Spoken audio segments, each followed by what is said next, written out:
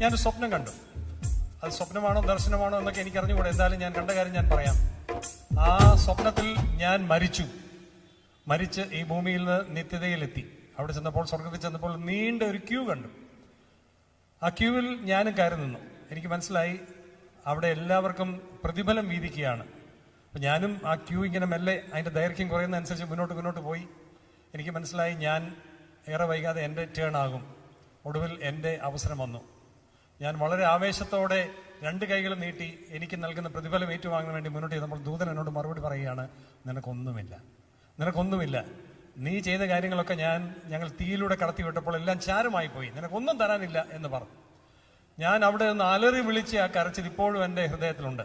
വല്ലാത്ത ജാള്യത, വല്ലാത്ത അങ്കലാപ്പ്, ആശങ്ക, എന്തൊക്കെ വികാരങ്ങളാണ് എൻ്റെ ഹൃദയത്തിൽ അലയടിച്ചതെന്ന് എനിക്ക് അറിഞ്ഞുകൂടാ.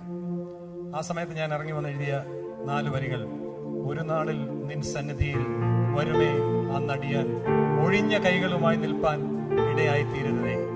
അത്രയും എഴുതിയിട്ട് അല്പം കഴിഞ്ഞിട്ടാണ് അതിന്റെ പല്ലവിയും മറ്റു ചരണങ്ങളും എഴുതിയത്. ആർപ്പിന്നാദം ഉയരുന്നതാ, ഹല്ലേലൂയ ഹല്ലേലൂയ, മഹത്വത്തിൻ രാജൻ എഴുന്നള്ളുന്നു